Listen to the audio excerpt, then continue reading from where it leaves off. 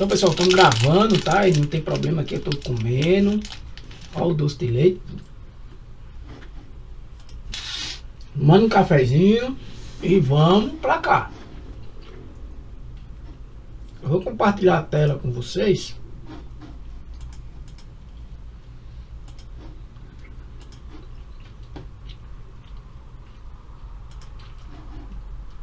Aqui é ao vivo, né? Não é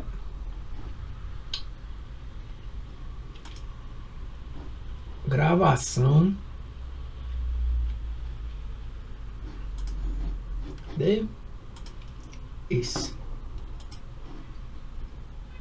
Pronto. Aqui é a turma de vocês, né? Eu dei uma atualizada na turma, as aulas gravadas, só para se tiver alguma dúvida específica, quem participou, quem não participou, eu sugiro primeiro estudar o material, fazer as atividades e aí bota na aula gravada em 2x, né, para dar uma revisada. Para não precisar passar tanto tempo ouvindo eu conversar besteira, né?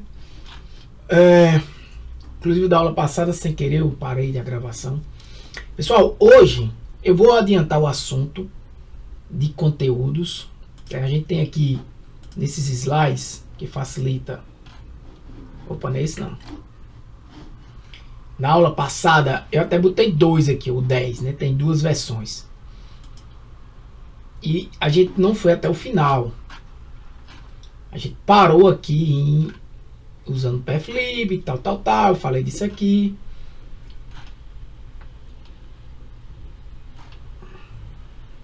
Mas aí a gente comentou por cima buffering, arquivos temporários, né? Aí eu trouxe isso aí na prática hoje, serialização. Eu reposto, eu refalo aqui, né? Vou para depois, entro em orientação a objeto e mostro isso aqui hoje numa prática, num código que eu trouxe para vocês. Se não der tempo hoje, concluo na aula que vem, mas vamos para frente. O que é o buffering, né? Qual é a ideia do buffering, né? Porque isso é para qualquer linguagem de programação, tá? Isso é um conceito de computação, na verdade. Por que a gente não necessariamente já grava o arquivo em disco? Por que eu posso usar uma área temporária da memória, né, que a gente chama de buffer, para otimizar o desempenho? O sistema operacional, por exemplo, faz isso constantemente dentro do contexto de sistemas operacionais, né? Essa figurinha aí, né, é uma analogia. Eu gosto muito de ensinar por analogias, né? O maior professor de todos os tempos dava exemplos, né, metafóricos para que os outros pudessem entender, né? Acho que vocês sabem do que eu estou falando. Então, é Jesus Cristo, né? Para quem não entendeu. Então é assim, falar e explicar dessa forma é legal, né? Então, por exemplo, a ideia aqui do garçom levar um prato sujo por vez até a cozinha é um processo lento e muito custoso, né? Ele pega um prato, leva, volta, pega um prato, grava, volta. O que é o buffering? Ele armazena, o garçom acumula aquilo ali numa memória menor, no caso é numa bandeja, né? Quem tem um espaço maior, a mão dele é a bandeja ou a cozinha? A cozinha. Mas aí ele guarda no buffer e aí quando ele vai para a cozinha ele já leva tudo de uma vez, né? Então por isso aí que quando ele leva de uma vez,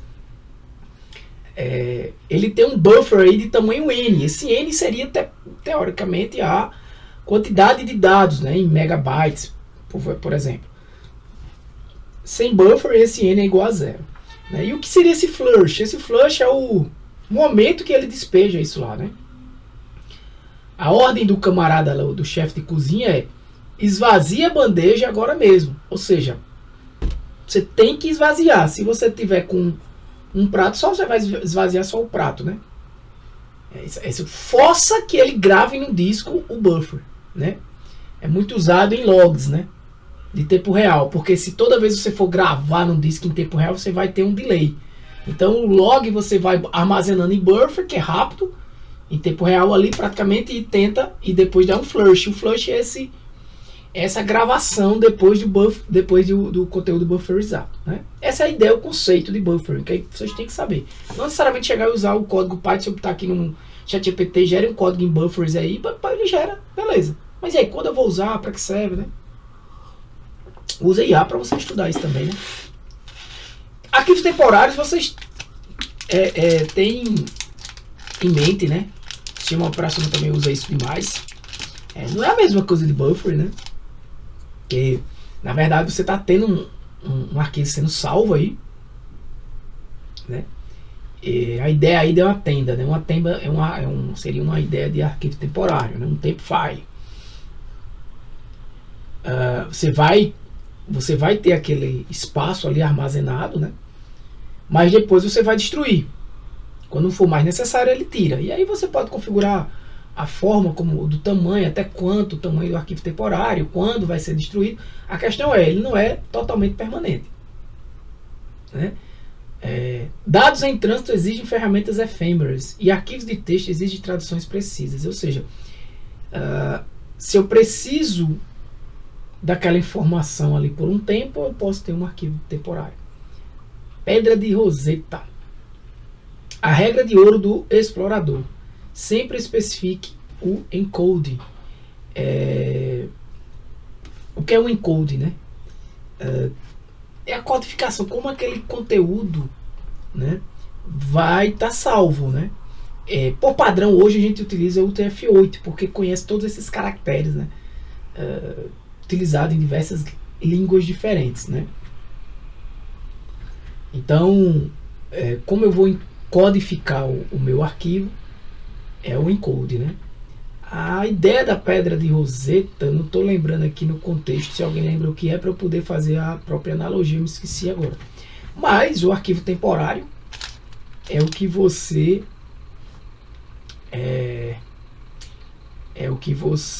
está vendo aí em relação a um conteúdo que vai ser salvo em memória por um tempo, tá?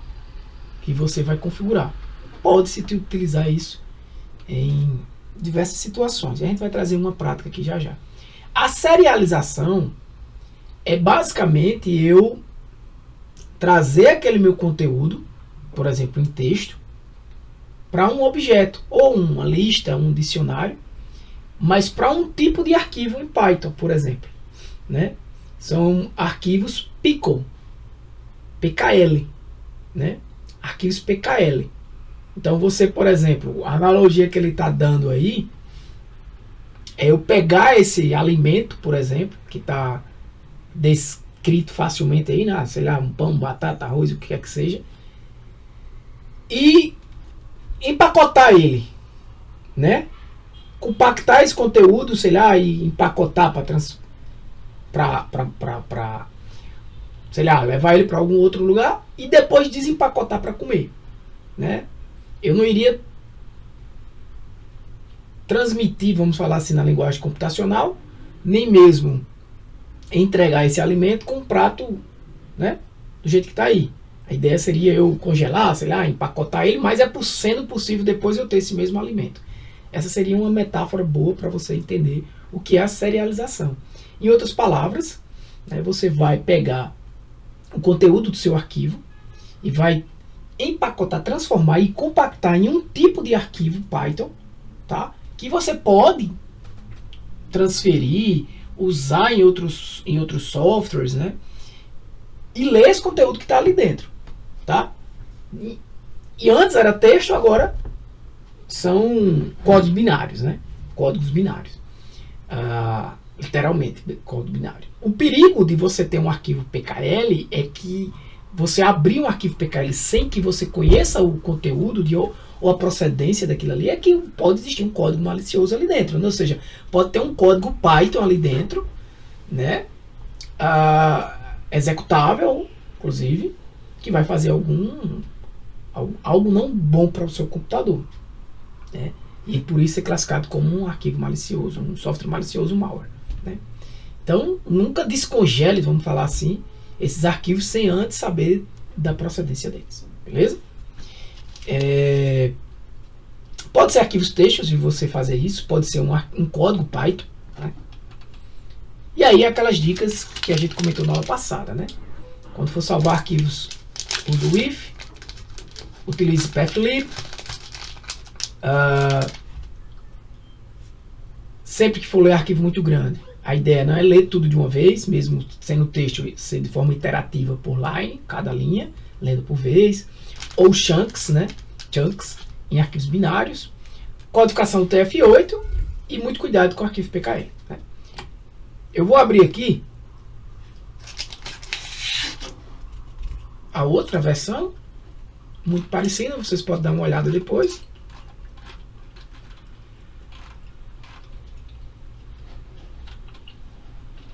A ideia do buffer aqui com ele gerou a IA que eu usei, né? Eu peço para ela fazer essas coisas, né? De dado. Ele gerou um pouco até mais detalhado aqui. A ideia dos arquivos temporários, né? Ficou até melhor esse slide.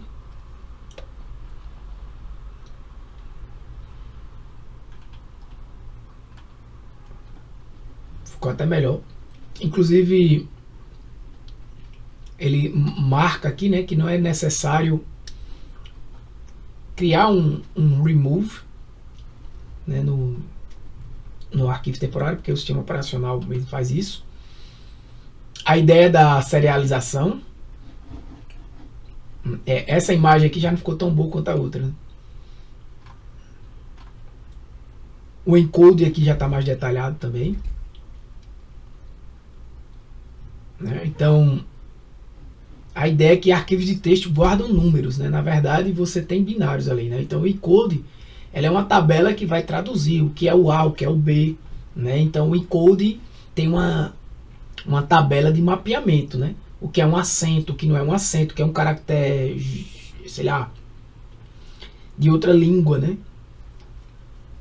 Que a gente não conhece, mas ele consegue codificar isso aí, traduzir isso aí, né? Então use sempre o TF8, né? Quando for dar um open. E essa biblioteca aqui, Chardet, ela é utilizada para identificar qual é a possível codificação que está sendo utilizada, né? Às vezes pode acontecer isso aqui, ó. Se você utilizar, por exemplo, um encode que a gente chama ASCII, né? O ASCII, pode você ter um texto mal mapeado, mal decodificado e sair dessa forma o seu texto, né? Se você tem um TF8, ele reconhece esse tio aqui e sai corretamente como você quer. Tá? Isso é importante na hora que você estiver programando, você saber fazer. Aqui a mesma coisa do outro, né? A mesma coisa, bem parecida. Eu deixei as duas versões. E agora eu trago para vocês, eu trouxe aqui duas versões de orientação a objetos. Inclusive,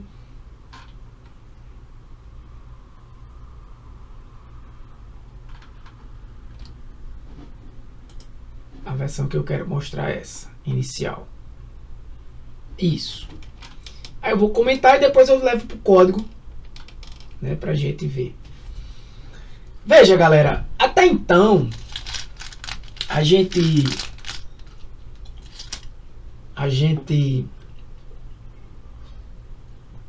eita, o café já está esfriando. Trabalhou muito, exceto em algumas situações, de forma procedural. Até porque o que a gente fez até o momento foi trabalhar com a linguagem Python, né? Fazer que você se acostume. E eu digo a você, gente, o objetivo desse curso aqui não é que você saia fazendo um sistema e tal. Não, você pode até sair fazer. O objetivo desse curso aqui é que você conheça o que é programação, conheça a linguagem, já saiba fazer alguns códigos, né? Saiba ler código, conhecer a biblioteca. Não sabe conhecer tudo não, mas saber o básico e saber, eu quero fazer um projeto que web. Então, tá, isso aqui existe uma biblioteca para isso, eu vou no Google, pesquiso e encontro, mas eu não vou estudar ela aqui. Eu estou tendo a minha base. Eu que peço por mais tudo a vocês. Não faça nenhuma atividade dessa usando IA. Não faça. Não faça. Não faça. Tá?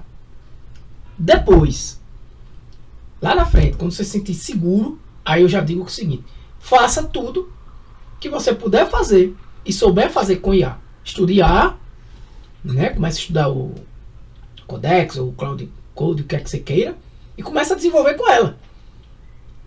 Porque você estiver muito seguro. Começa a estudar, é outro curso. Né? E aí começa a avançar no seu conhecimento até onde você queira chegar, até o que você queira fazer. Então o que a gente viu até agora aqui foram muitos códigos procedurais. Né? Procedurais. Onde eu tinha o quê? No máximo uma função, mas de forma, digamos que com meio, né? Com início, meio e fim, né? Com as funções bem definidas, né? Variáveis meio que soltas ainda. A gente não encapsulou essas variáveis em nenhum outro tipo. Só que qual é o grande problema? Quando você começa a crescer com um projeto, se você não utilizar uma outra estrutura de projeto, né, um outro tipo de programação, não quer dizer que você não resolve o seu problema, mas quer dizer que você vai ter dificuldade de resolver. Você vai deixar um código difícil de entender. Né? Daí que vem o conceito de PO, Programação Orientada a Objetos. Porque, basicamente, a programação orientada a objetos, ela encapsula duas coisas num objeto. Né? Se é orientado a objeto, eu tenho que, primeira coisa que saber, o que diabo é um objeto. Né? Ela encapsula atributos desse objeto e comportamentos desse objeto. O que são, e métodos desse objeto, na verdade. O que são esses atributos? São características. Né? Como eu defino o meu dado? E o comportamento, o que é que ele faz? Pronto, essas características eu boto aonde? Em atributos. E esse comportamento? Em métodos. Aí você vai olhar assim e vai dizer, mas professor, o atributo é uma variável, né, que a gente usava antes. Sim, é só uma outra forma de definir o que é um atributo, porque quando eu falo de atributo, eu estou falando do atributo de um objeto. Mas no fundo é uma variável ali dele. E o comportamento é um método, você vai olhar, mas não é uma função não, é uma função dentro do objeto. Só que aí você descreve como uma função. Mas o conceito é de um método do objeto. Isso é uma questão conceitual. A descrição é uma função. Né? Então, o que é que eu começo a entender o que é um objeto? Eu tenho que saber separar o que é classe e o que é objeto. Né? A classe, ela é uma definição, uma estrutura. Esse molde aqui era esse slide mesmo que eu queria. Ela define, você está fazendo bolinho. A classe é um molde. Como é uma classe student? Se eu disser a vocês, tem um tipo de variável student, não, tem int, tem string, né, que a gente aprendeu até agora, mas eu quero criar um tipo student, ou estudante, o que quer que seja, é de acordo com o meu negócio. Então você cria uma classe student que vai definir um molde, eu dizer, ó, todo estudante tem que seguir esse molde, basicamente. Aí, cada estrelinha dessa aqui, ó, que você faz, cada massinha dessa, é um objeto. Ah, é o objeto Harry, é? É o objeto Luna? Não, é um objeto na memória que um atributo dele chama-se Harry. O atributo nome, sei lá, name. E o segundo objeto, eu posso chamar de objeto Luna? Não é nem que é o objeto Luna. É o segundo objeto do tipo student, que está ocupando espaço na memória RAM, e tem um atributo lá nela, name, que é Luna. E o outro é Cedric. E tem um segundo atributo ali, talvez, como vocês estão vendo embaixo. Se eu for para o Python, como é que eu faço isso? Bem, eu posso criar uma variável do tipo student. Então eu digo o quê? O nome de minha variável, Harry, ou H, ou A, ou B, ou o que é que seja. Obviamente você vai criar algo que faça sentido. Recebe um student. Ou seja, recebe o quê? Um string? Não. Recebe um student. E eu instanciei esse student, inicializei esse objeto com esses dois valores. A gente vai ver depois. Então a classe, ela não é o dado em si. É como se fosse uma prancheta, é um molde que define essa estrutura. E o objeto a gente diz que é a instância. Ele passa a existir quando a gente preenche esse molde com dados reais. Então, Harry, né, que Harry nem Harry é o objeto está na memória. Harry, na verdade, é o nome da variável que eu resolvi dar, né, para me referenciar a um objeto do tipo student que está na memória do computador. E esse objeto tem dentro dele um atributo chama name, talvez Harry, e surname Gryffindor. Tá? Basicamente é isso. No Python, como é que eu faço isso? Eu crio uma class, que a class é o meu tipo, né? Class student. E aí você vai dizer, isso aqui é uma função, né, Tiago? Tem a estrutura de uma função, né? Chamada underline, underline, init, underline, underline. Isso é uma definição. Isso aí você tem que fazer desse jeito. Mas que diabo é isso aí? É o que a gente chama de construtor. Quando eu crio um objeto desse tipo aqui, ó, o que é que acontece na verdade? Esse método aqui, que na verdade é um construtor, alguns chamam de método construtor, ele é executado. Esse cara é chamado automaticamente a criar o objeto. Ele prepara a instância. Se você... Aqui nessa surname que seria house, né?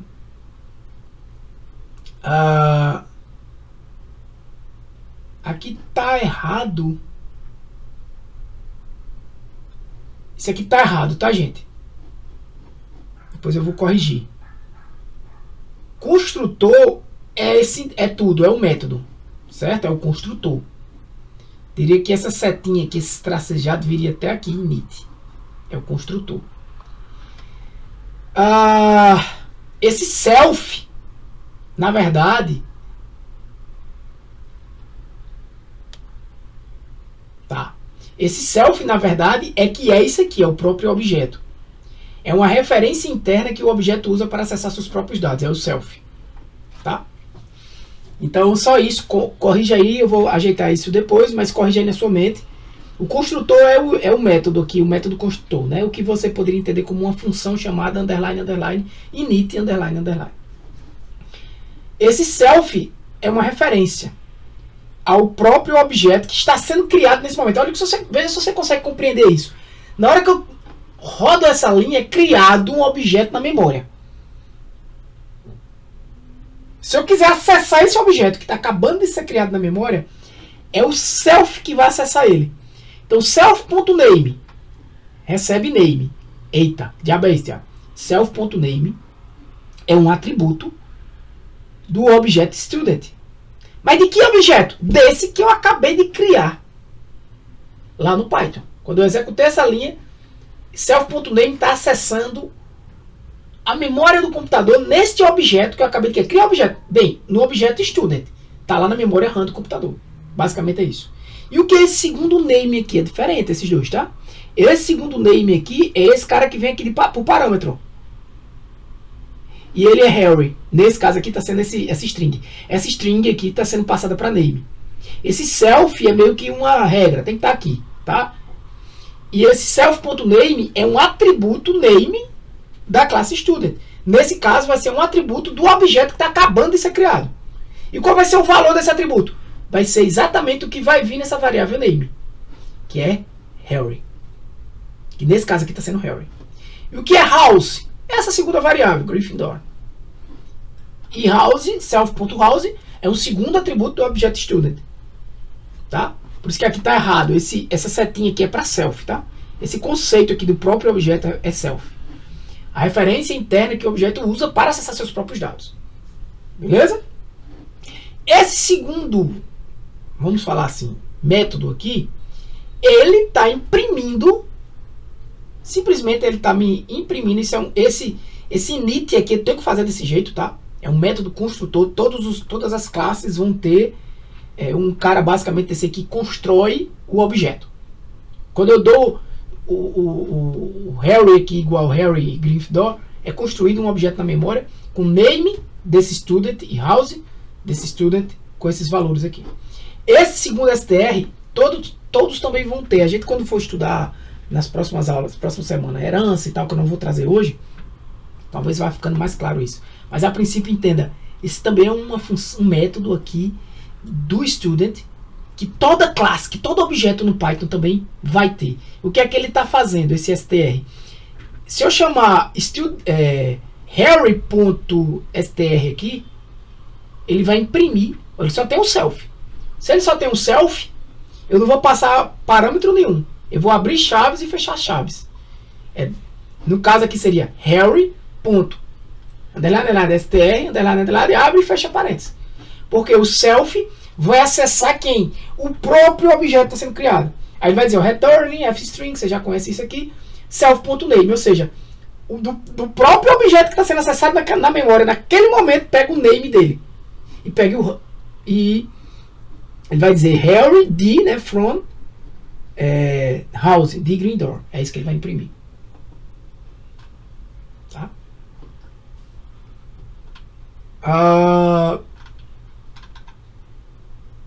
Eu posso proteger esses dados, né, internamente. Isso é bom. Esqueci do...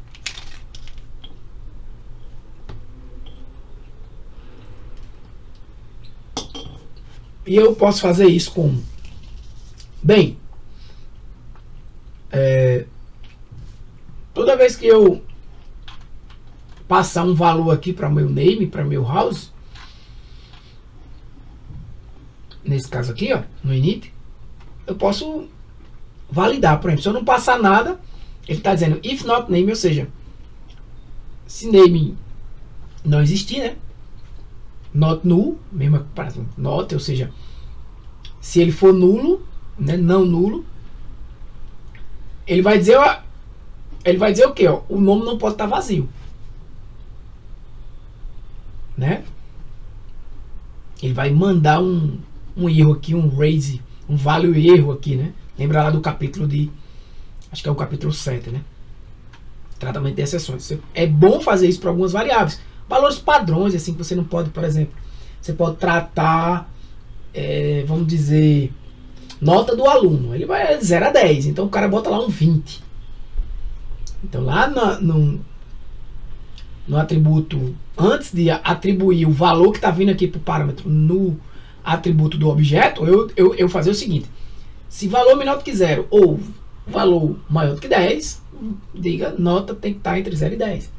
E ele não vai criar aquele objeto, né?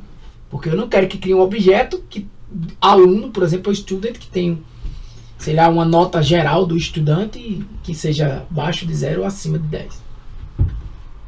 Então, o que é o método, o que é cada coisa aqui, né? O que é o método de instância? Aí esse é um conceito acima que eu vou até aqui. Class, static, não, decorators não. Eu vou até o 8. Vou tentar aí. Qualquer coisa na próxima aula eu reviso essa parte. O que é o método de instância? O método de instância, como assim um método? Essa função que você está acostumado a chamar de função, continua, você escreve como uma função, tá? Mas a gente conceitualmente chama o método da instância. A instância é o quê? O objeto que tu acabou de criar na memória. O que é que esse método de instância recebe? Recebe o próprio objeto. O que é o self? É o próprio objeto. É uma referência àquele próprio objeto. Porque veja, você pode criar vários objetos da mesma classe. Eu poderia sair aqui dizendo, ó, Harry igual student, tal. Mary igual student, blá, blá, blá. Ou seja, são objetos, né, daquela classe do student. Aí eu vou ter também, eu vou só comentar essa parte aqui para não ficar muito conteúdo, que eu quero ir para a parte prática agora já. Método de classe e métodos estáticos, tá? No Python você usa o self, uma palavrinha aqui reservada, para você se referir ao próprio objeto, né? A um método do próprio objeto. Mas existe também um método de classe e método estático, que na verdade é livre e não recebe nada. Método de classe, vamos lá. O que é que a gente já está entendendo bem, eu acredito que vocês já estão entendendo bem o que é o método de instância, né, que a gente mostrou acima. O que é que ele acessa? Ele acessa os atributos específicos do objeto que acabou de ser criado lá na memória. Eu vou até Paint. Aqui abrir o Paint. Tu deu lá Um Harry. Aqui é a memória do computador. O espaço. Aí tu vem aqui.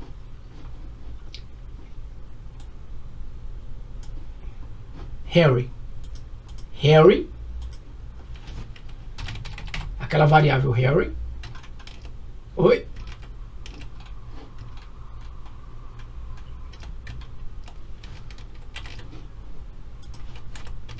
Ela tá escrita desse jeito, né?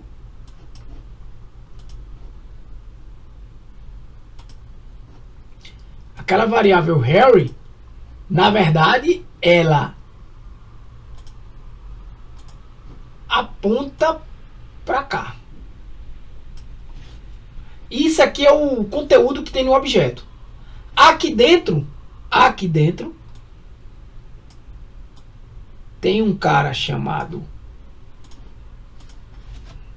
name, e aqui dentro tem um cara chamado house. Como é que lá no Python eu acesso esse conteúdo aqui?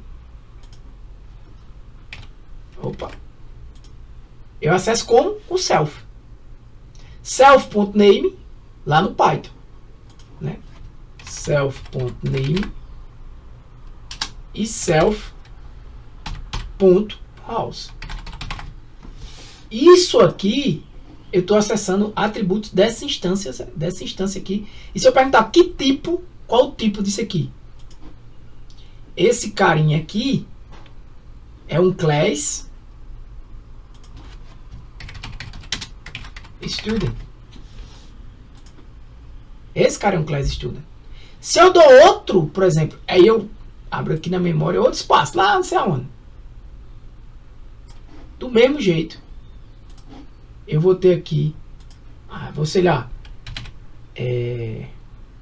Maria, né, recebe student, student, aí eu boto aqui Maria das Graças, tá diferente para você entender que são coisas totalmente diferentes. E Maria das Graças, e o local dela eu vou botar aqui, sei lá, Pernambuco. Tem algum de Pernambuco? Pronto, eu dei esse código aqui no Python, né? O que é que vai acontecer? Maria, essa Maria aqui, ela vai apontar para esse espaço da memória, né? E aqui dentro vai ter, cadê tu, macho? Vai ter duas coisinhas. Vai ter name, que vai ser igual a quem? Maria das Graças. E vai ter house, que vai ser igual a Pernambuco. É isso que é um objeto.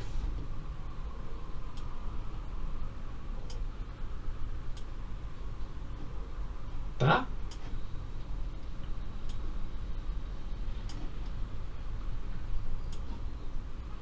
É isso. Beleza?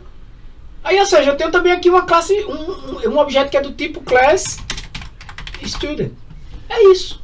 Você precisa entender inicialmente.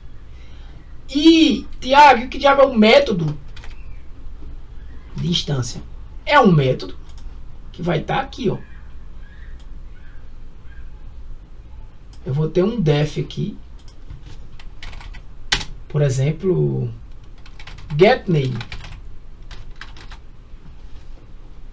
Esse método é dessa instância aqui.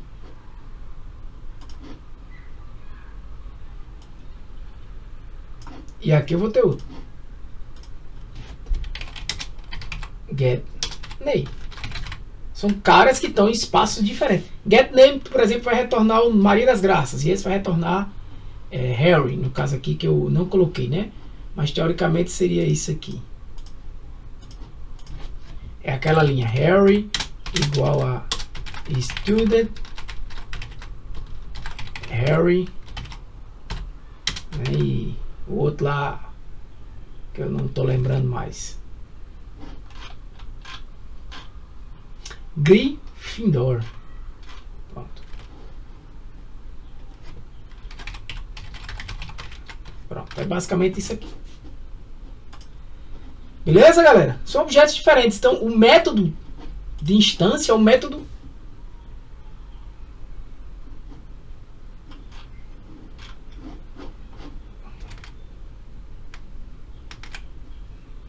Deixa eu abrir de novo. O método de instância é o método que ele vai acessar os atributos do objeto que acabou de ser criado. O método de classe, quem acessa é a própria classe. Ela não é específica de nenhuma instância daquela. É o próprio student, né? A própria estrutura da classe. A gente acessa a própria estrutura da classe. Já o método estático, o que é acessado, né? Apenas os parâmetros que você está passando. Então, assim, quando eu estou falando de objeto, atributo, que são minhas características, e o comportamento, o comportamento está definido de um objeto no método de instância, né? Porque é o comportamento daquele objeto. Bota lá para o Paint. Esse cara aqui é um objeto. Harry é só uma referência, que é o nome da variável. Maria é só uma referência. Esse aqui é outro objeto na memória. Do mesmo tipo, student. Então, o comportamento do objeto é definido pelo método de instância. Como é que eu crio objetos? Por exemplo, eu criei aqui um objeto. Maria igual a student, criei um objeto student. Mas, de uma forma mais avançada, quando vocês forem estudando mais, vocês vão começar a estudar padrões de projeto e tudo mais. Vocês vão estudar um padrão chamado Factory Methods. São formas de você criar objetos utilizando métodos de classe. Ou seja, eu quero usar aquele método daquela classe, um método daquela classe, para criar um objeto daquela classe. Porque, como é que eu estou criando um objeto de student? Assim, recebe student, eu já estou criando um objeto. Se fosse em Java, a gente dava um new student e lá. Bem parecido, mas tinha uma palavrinha reservada antes, new. No Python é só usar o atributo aqui direto, o operador de atribuição aqui direto, para a variável já está criando um objeto student. Mas eu posso criar aqui um método, chamado método de classe, e colocar acima dele essa anotação, class method, e ali dentro eu instanciar a partir dele um objeto daquela classe. Do jeito que eu quiser. Aquele objeto padrão, do jeito que eu quiser. É uma estratégia, né? E métodos estáticos, normalmente é quando a gente tem uma função utilitária, né? São cálculos normalmente isolados daquela classe, né? Talvez, sei lá,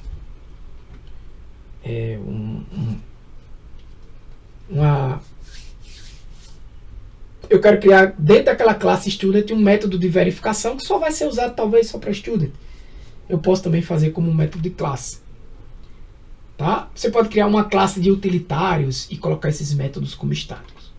Eu estou olhando aqui, a gente está indo para o slide 7, onde ele define bem o que é um class method, depois o que é um static method. Como eu pelo menos conceituei para vocês, eu vou parar por aqui, né?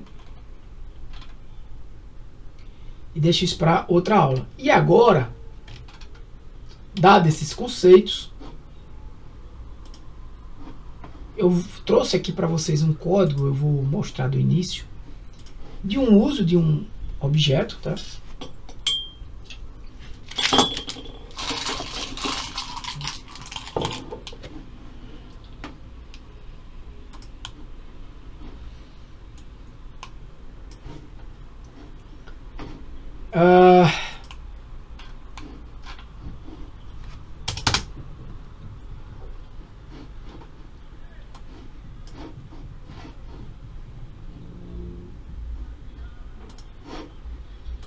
Mostrar isso aqui no código. Ctrl Shift mais, né? não tiver bom aí, vocês me falam, tá? Bem, o que esse código aqui está fazendo, né? Vamos para cá. Ele vai utilizar arquivos temporários, né, para revisar aquele assunto lá da gente, e vai utilizar serialização, né? Depois a gente vem aqui para cima para entender quando ele está precisando importar essa parte, né? O que é que eu tenho aqui inicialmente? Uma classe student definida, né, representando o que é um estudante para o sistema, né? Eu posso, inclusive, criar objetos desta classe e serializar esses objetos. Olha isso, né? Aquele conteúdo que eu mostrei aqui para vocês de um Paint, que é salvo, por exemplo, na memória, eu posso serializar em um arquivo PKL e transmitir esse arquivo onde eu quiser, por e-mail, no Google Drive, ou qualquer coisa a fazer com ele, com um objeto, com vários objetos, com o que quer que seja, né? Empacotado ali. Mas como é que eu defino isso no Python? Basicamente, class student, dois pontos. Quando eu dou o enter aqui, ele já identa direitinho, né? E eu defino aqui o meu construtor, ou o método construtor, como alguns gostam de chamar. No Python é init, dessa forma aqui. No Java, por exemplo, é o nome da classe. Então isso é uma questão só de sintaxe, tá? E regras da linguagem. Mas o conceito é o mesmo. Aí eu tenho que esse construtor ele precisa de um ID de um estudante e de um name, duas variáveis, né? Esse self aqui sempre vai ter, é apenas para dizer, ó, eu estou me referindo aqui, quando eu dou self.studentID, ao atributo studentID do objeto que acabou de ser criado no momento que eu criei um student em algum lugar do meu código. E ele vai receber o que eu estou passando por parâmetro, da mesma forma o name. E aqui quando eu quero imprimir quando eu quero imprimir esse objeto específico, eu quero imprimir esses valores aqui na tela, por exemplo. Aí eu chamo esse str. Beleza? Então aqui eu criei duas variáveis. Eu digo globais. Eu estou colocando todo o conteúdo aqui dentro de um arquivo Python para facilitar, tá? Mas, por exemplo, essa classe aqui, ela poderia ser dentro de um arquivo Python, só ela. Class student, para ficar organizado. Mas a princípio eu não estou me preocupando com isso, tá? Só para vocês conhecerem. Então, o que é que student faz? Esse student aqui é uma lista, isso é uma lista em Python, tá? Que vai, todos os estudantes que eu criar vai ficar dentro dessa lista. E também tem uma lista aqui chamada buffer, pode chamar de qualquer coisa, tá? Buffer para ficar de dado. Você pode chamar de qualquer coisa, esse é o nome da variável, tá? Mas obviamente você já imagina que eu vou colocar valores aqui, depois eu vou botar esses valores no buffer, né? Essa lista no buffer. Aí eu tenho alguns métodos aqui, ó, soltos. Veja que eu não estou dentro da classe. Desculpa, aqui eu tenho funções soltas, né? Add to buffer, save to buffer, que eu não vou falar dela agora, né? Eu só defini dentro desse arquivo Python essa class, essas duas variáveis. Eu vou pular essa parte de buffer, pular essa parte de registro. São funções aqui que eu criei dentro do arquivo Python, tá? Pular essa parte aqui, eu vou lá para o menu inicial, pronto. E aqui eu tenho uma outra função, def menu. Deixa eu tirar esse cara aqui. E veja, do jeito que está aqui, eu poderia ter utilizado aquele... Do jeito que está aqui, se eu rodar esse arquivo, né, não faz nada. Não é isso? Ele não vai fazer nada. Eu dei chamando menu. O que é que ele está fazendo aqui agora? Chamando a função menu. Quando ela chama, ele vem para cá. Quando ele vem para cá, o que é que ele tem aqui? Enquanto for verdade, imprima isso aqui, ó, na tela. É o que meu software faz. Enquanto for verdade, imprima isso aqui. Aí ele vai ter um input, né, para me perguntar, escolha aqui uma opção, né, porque vai ter esses caras aqui, vai ter um escolha uma opção. O valor que eu digitar vai ser atribuído para option. Aí option vai dizer, se options for igual a 1, chame essa função aqui, register student, que está aqui dentro desse mesmo arquivo, student underline register.py. Se não, se for igual a 2, chame essa função. Se não for igual a 3, chame essa. Se não for igual a 4, chame save. Se for igual a 5, chame essa. Se for igual a 6, chame essa. Se não, se for igual a 0, finalize o programa. Se não, ou seja, se não for nenhuma dessas opções, imprima na tela invalid, né? Imprima invalid e volte por enquanto, né? E vai imprimir tudo de novo, até você botar uma opção válida. Quando você botar uma opção válida, ele chama a função e depois imprime de novo. Então, vamos só rodar isso aqui, você vai ver que isso vai acontecer, ó. Né? Tá aí, ó. Choose option, se eu botar um aqui e der enter, ele já me pediu, ó, student ID. Por quê? Ele está me pedindo o ID do estudante. Por quê? Quando eu entro nessa função aqui, resist student, ele tem um input aqui, eu tô aqui dentro agora. E tem um name. Eu vou botar um ID para esse estudante, ele vai me pedir um name. Uma vez eu fazendo isso, ele vai criar um objeto student com o ID e o name que eu criei. Quem é esse student aqui? É um objeto student. Tá aqui, ó, definido nessa classe, ó. Student ID do tipo string e name do tipo string. Por que eu tenho esses dois atributos? Quando eu dou um clique aqui, estão aqui, ó. Né? Esses dois caras não. É esse cara que eu defini aqui no construtor, com o self. Então, se eu botar um ID aqui, por exemplo, ID1, o estudante 1 vai ser Pedro. Pronto. Dei enter, ele mostrou a tela de novo. Mas vamos ver o que aconteceu ali.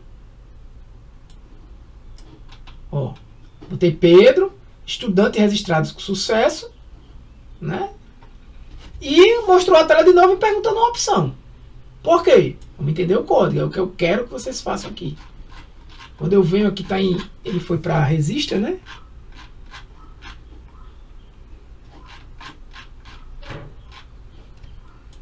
Tá aqui, ó.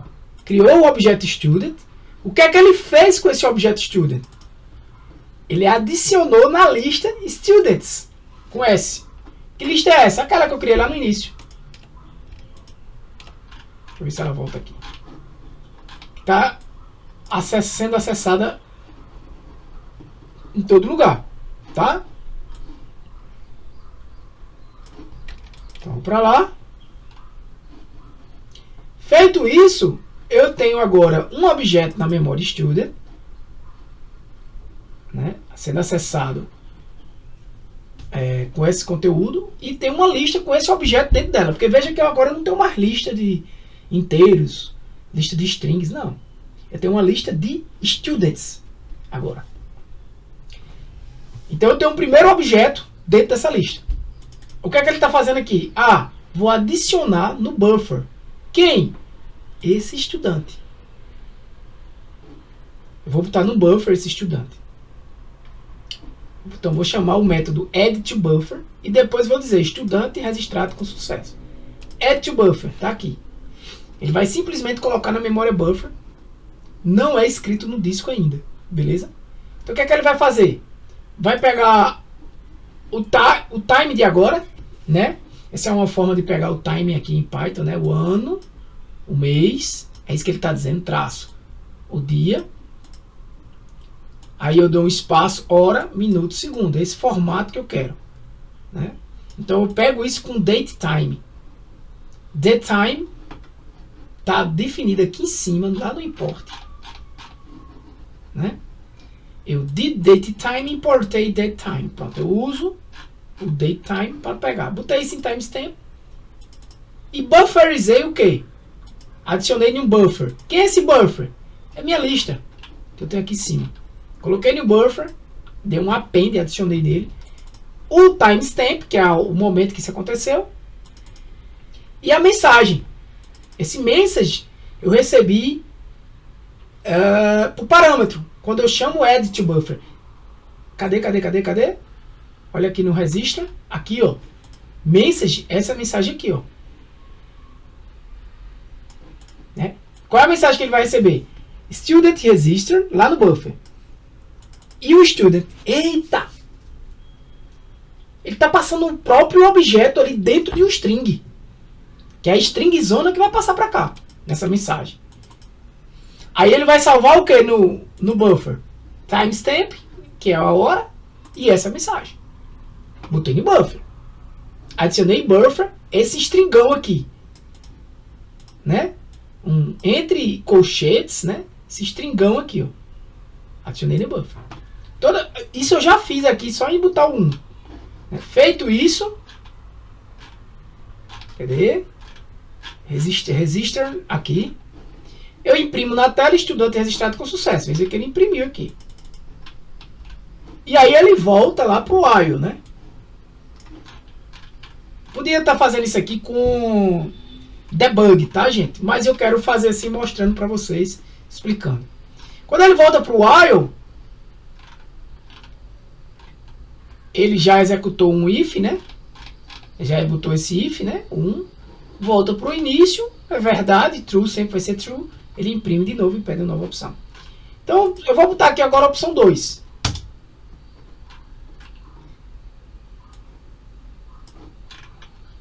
Quando eu boto a opção 2, ó, eu estou subindo aqui, porque ele já bota por cima o... Quando eu boto a opção 2, que eu botei aqui, o que é que ela apareceu para mim, ó? Register Student, Pedro. Que eu acabei de registrar. E depois, novamente, o menu. Vamos entender? Quando eu boto 2, ele vem e roda esse método aqui, essa função aqui. Ele está me perguntando, if not students, ou seja, quem é student? Se é aquela lista lá. Se não tiver nenhum estudante na lista, ele vai dizer, imprima isso aqui e retorne. Acabou o students. Mas tinha um estudante na lista, né? Se não tiver, se ele não retornar, ele continua o código aqui.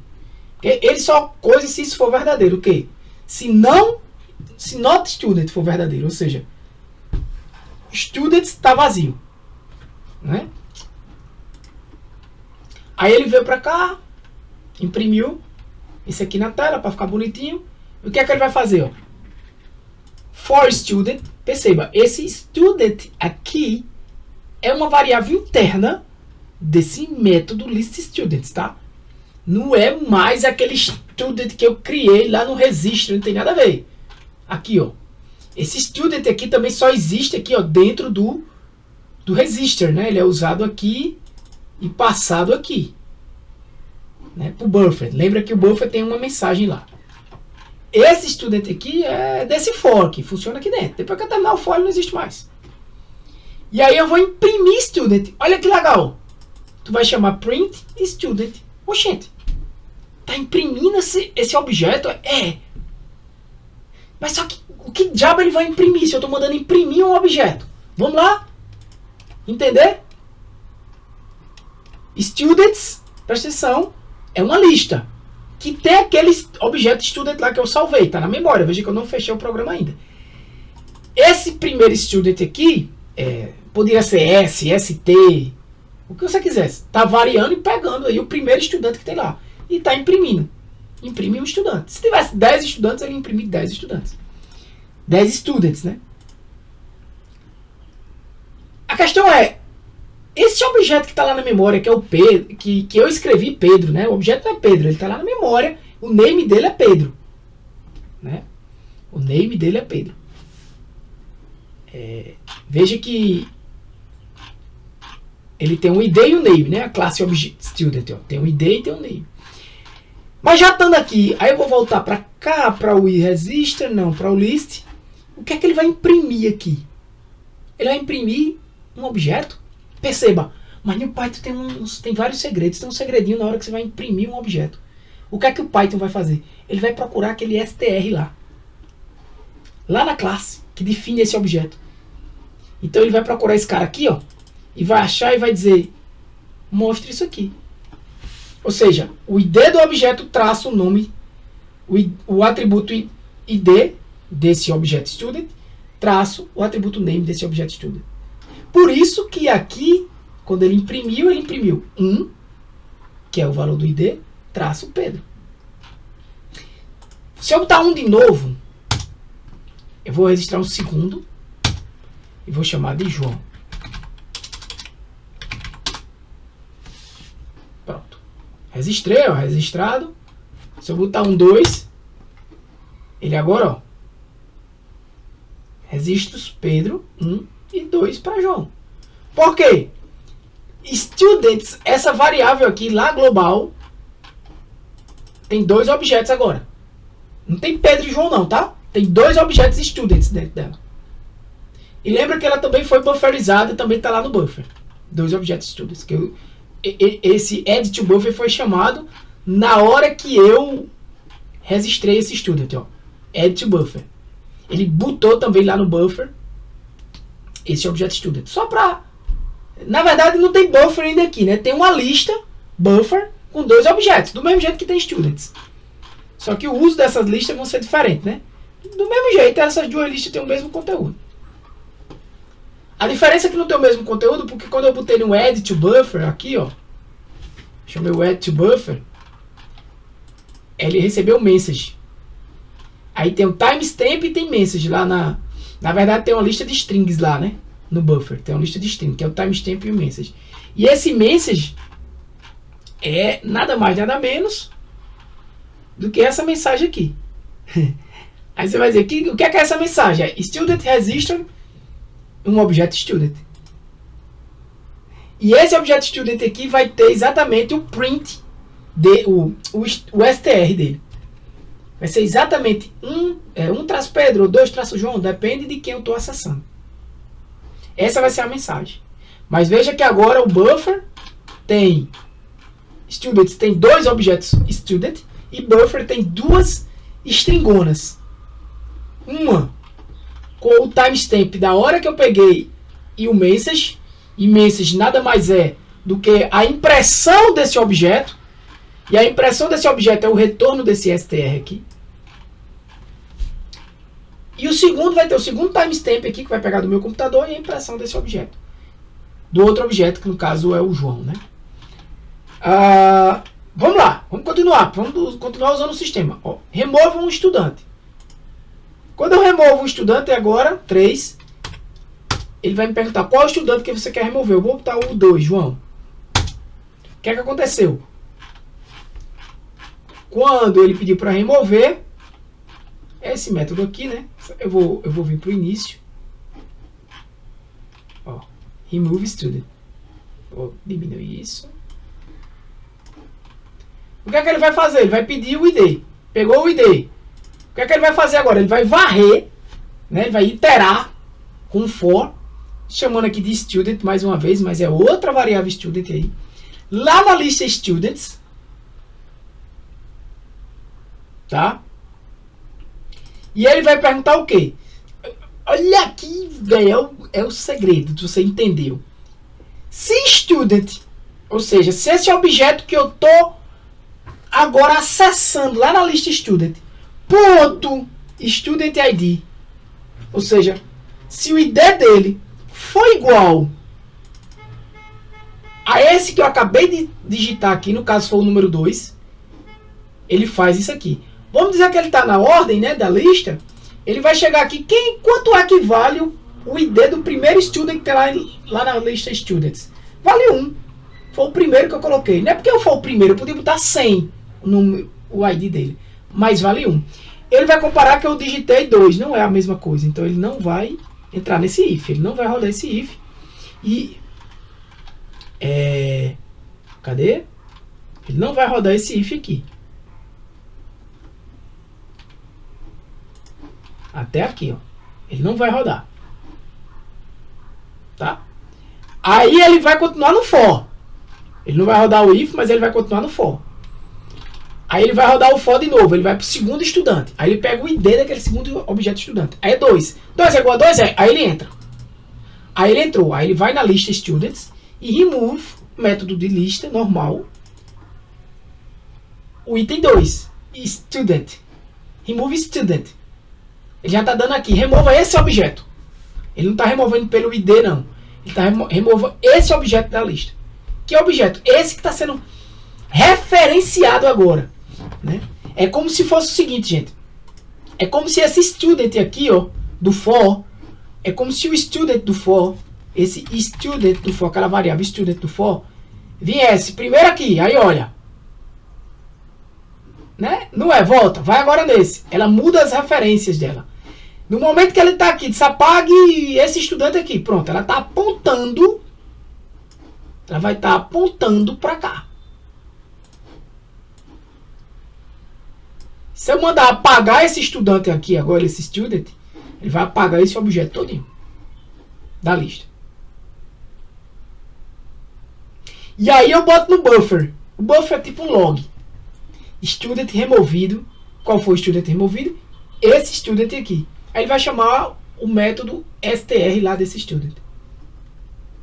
E aí ele vai criar um temporary file aqui, simplesmente para tipo, se eu quiser depois recuperar aquele estudante que eu removi. Então aqui eu vou criar um temp file. Temp file é importado aqui, ó. Opa, sem querer, não precisava abrir o temp file. É importado aqui. Aí ele vai criar um arquivo temporário, de escrita, tal. Vou me referenciar ele como temp e vou escrever isso aqui no arquivo temporário. Remove student, blá blá blá, um bocado de escrita aqui básica. Só que aqui eu vou ter o student, né, impresso, né? E a hora que aconteceu aquilo ali está no arquivo temporário. E depois termina. Se eu botar um valor aqui, se eu quiser remover alguém que não existe, ele vai dizer estudante não encontrado. Eu vou botar aqui agora, para vocês, o 2. A opção 2. Pedro, só está Pedro lá. Eu vou botar de novo 1.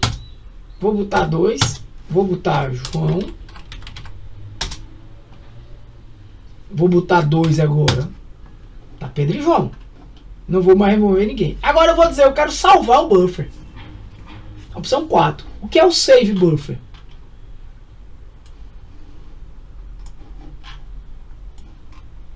Lembra que tem um conteúdo lá no buffer, né? Save buffer. Se não existir nada no buffer, ele diz buffer está vazio. Mas se não, ou seja, o que é que você vai fazer? Vai criar um arquivo operations.log, um arquivo onde eu posso adicionar informações, vou me referenciar ele como file.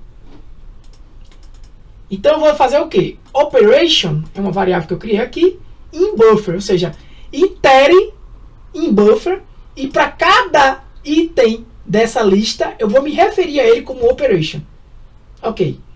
E aí file, que é esse arquivo que eu acabei de criar, operation.log, escreva nele exatamente a operation que tem lá no buffer. Né? Lembra que buffer é essa string aqui e ela tem várias strings aí. Essa lista de strings aí, essa lista ela tem várias strings. Então você vai salvar agora tudo que tiver nessa lista, nesse arquivo. Opa, cadê ele? Save o buffer. Salve. Limpe o buffer, ou seja, limpe a lista. E diga buffer limpo com sucesso. Ó. Opção 4, buffer salve com sucesso. Se você for no log,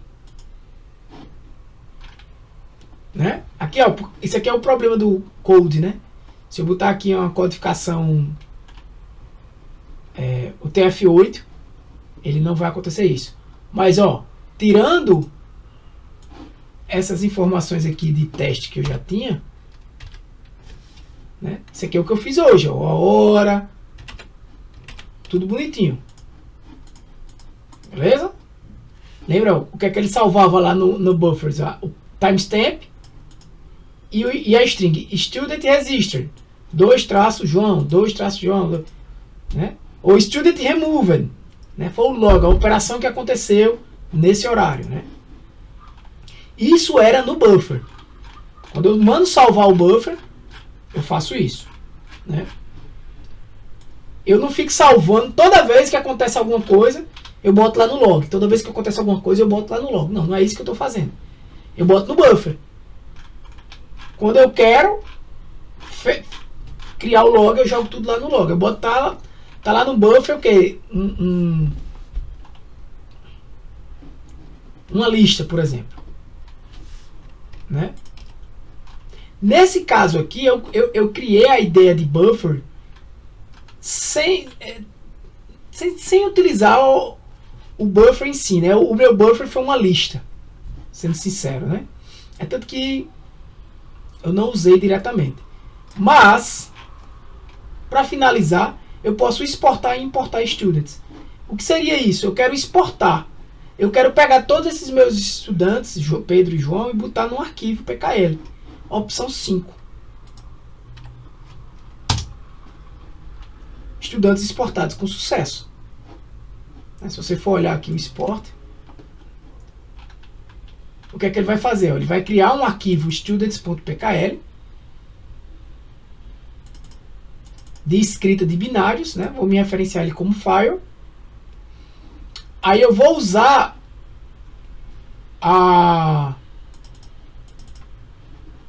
o módulo, né? Pickle, tá aqui, ó, o módulo Pickle, que é criar uma representação serializável. Isso é portável entre objetos Python. Aí eu dou um dump, que nada mais é do que? O que é que você vai fazer?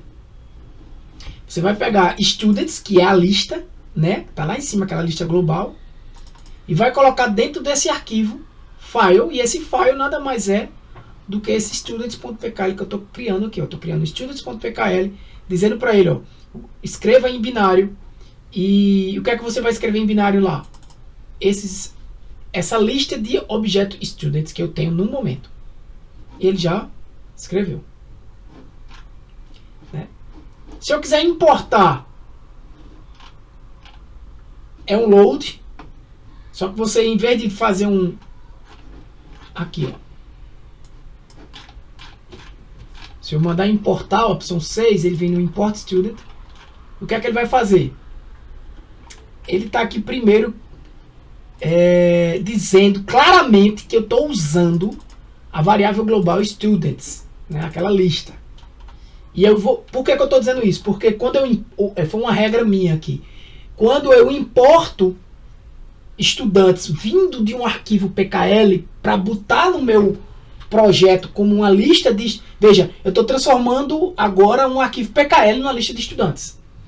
Eu estou dizendo que eu quero sobrescrever essa lista de estudantes que eu tenho ali no momento. Então ela só faz dizer o seguinte: o students recebe a carga desse file. E quem é esse file? Esse arquivo PKL que eu agora vou ler, né, e carregar nessa lista de estudantes. Ele vai transformar, ele vai conseguir. Eu só vou conseguir fazer isso porque eu tenho certeza que dentro daquele pickle ali, daquele PKL ali, eu tenho uma lista de estudantes serializável. Então eu importei esse meu student, se o que ele tinha antes ele deixou de ter, né? Ele vai ter o que eu estou trazendo do arquivo. Isso é uma regra minha. E aqui tem um try except para tratar caso o arquivo PKL não exista, né? Inclusive, se eu apertar 6 aqui, ó, ele vai dar estudantes importados com sucesso, porque ele já existe um arquivo aqui. E o 0, ele vai finalizar, só que antes de finalizar, ele diz o seguinte, ó, save buffer. Antes de fechar, ele chama o método save buffer, caso eu não tenha chamado antes. Caso eu não tenha dado um 4, vamos ver que eu adicionei informações, adicionei informações no meu resist student, né? Mas não salvei o buffer. Aí ele está fazendo um save buffer aqui, né? Observe que esse resist students aqui de propósito, né?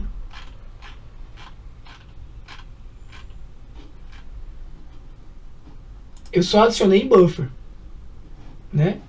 A operação aqui, né? Aqui eu salvei no buffer uma operação, mas eu só adicionei students, eu não salvei no arquivo isso aqui. Pronto, o buffer está vazio agora, né? Por quê? Porque eu já tinha salvo antes. Programa fechado. Se você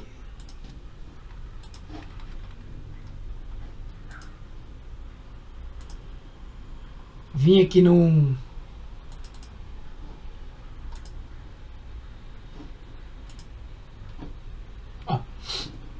apareceu agora, né? Quando eu atualizei. Students PKL, ó. Esse cara aqui, por que eu não salvei antes? Porque eu disse propositalmente, porque eu exportei tudo aquilo que eu fiz naquele momento em Students PKL, naquele meu uso, né? Agora, se eu quiser rodar de novo esse código, eu vou abrir aqui, não vai abrir, né? Não tem texto aqui. Não é texto. O que eu fiz ali de estudantes, eu salvei nesse PKL. Se eu rodar agora aqui, ó, e botar a opção 2, não vai ter nenhum estudante.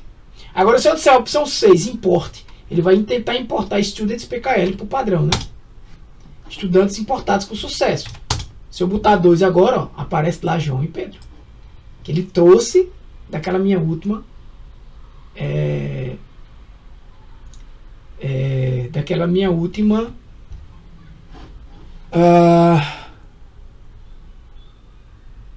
utilização, vamos dizer assim, né? Da última vez que eu registrei, né?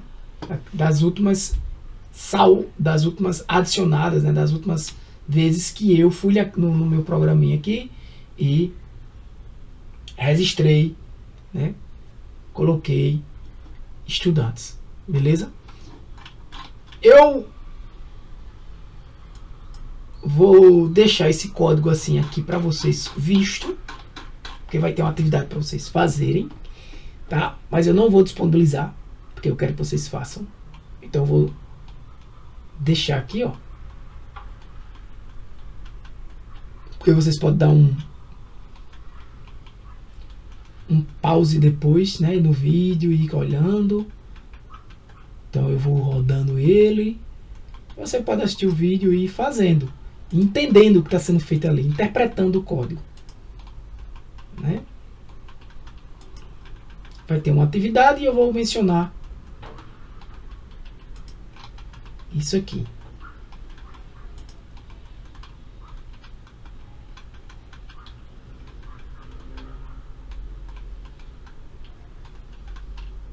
Beleza? Aí eu digo a vocês, ó, a partir do minuto ao final da aula, pronto, vocês vão poder utilizar esse vídeo para fazer como uma das atividades que vão vir. Beleza, galera? Então deixa eu voltar para cá. Dúvidas? Deixa eu ver se tem alguma mensagem. Senão eu vou finalizar por aqui. E aí, pessoal, o que é que vocês me dizem? Sem dúvidas, vamos passar a lista, né? Antes que eu esqueça.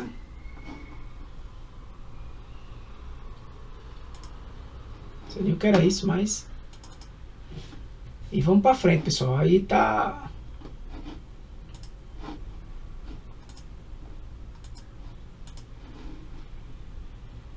Conseguir entender, né? Lendo... Próxima aula a gente fala mais de orientação a objeto. Lendo o conteúdo.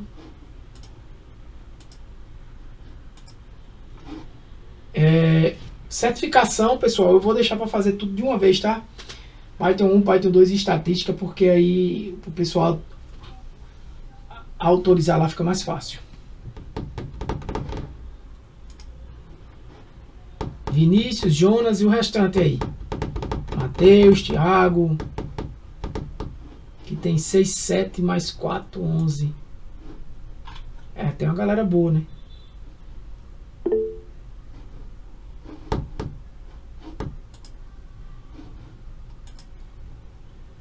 Beleza. Todo mundo aí assinou. Então tranquilo, pessoal. Eu vou finalizar aqui, tá? E vou postar a aula depois. Agora logo, para deixar logo aí. Até para quem quiser adiantar aí fazendo esse código, já sabe que eu vou pedir ele depois.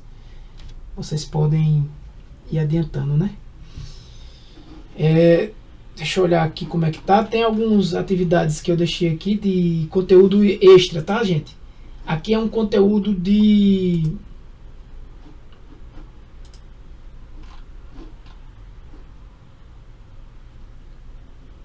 Isso aqui foi de...